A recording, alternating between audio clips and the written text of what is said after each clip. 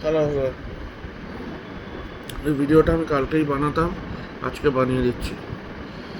India থেকে এই যে দুদিন আগেই গভর্নমেন্ট ব্যান করে দিয়েছে অল বেটিং অ্যাপসগুলো ব্যান করে দিয়েছে। বেটিং অ্যাপসে যেখানে গেমগুলোতে ব্যান করে দিয়েছে। ঠিক আছে, খুব ভালো মুভ এটা। এটা step in the right direction. এমনি করে যদি করাপশান পুরোপুরি ইন্ডিয়া থেকে একদম ডিলিট হয়ে যায়, মুছে যায়, খুব ভালো হবে।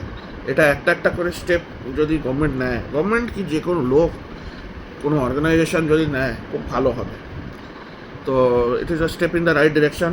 এই যে Dream11, হ্যাঁ, আরও কী সব উইনজো এসব ছিল না, রামি, হ্যাঁ, এগুলো সব ব্যান হয়ে গেছে।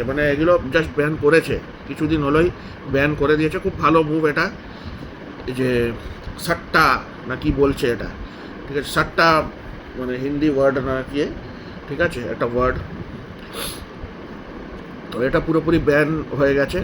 ডিজিটাল যেটা আমাদের খেলা হতো, রামি, আর এই যে সেলিব্রিটিস, ওরাও প্রমোটার করতে পারবে না। বলিউড সেলিব্রিটিস, ক্রিকেটার্স, অনেক ক্রিকেটারও প্রমোট করতো, অনেক বলিউড সেলিব্রিটিস এগুলো প্রমোট করতো, এগুলো প্রমোট করতে পারবে না।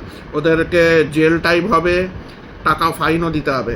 50 লাখ না 1 কোটি করে ফাইন দিতে হবে, jail time 2 to 3 years jail time হয়ে যাবে যারা প্রমোট করবে। যারা অনেক ইনফ্লুয়েন্সাররা বলছিল তারা কিছু প্রমোট করতে পারবে না। Very good move, I support ইট।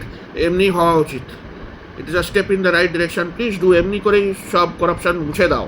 পলিটিশিয়ানদেরও ভুলভাল যারা করে, টাকা নেয়, নেয়, স্ক্যাম করে চলে যায়, মুছে দাও এসব। Just delete them, just remove them, do it. I support it. By.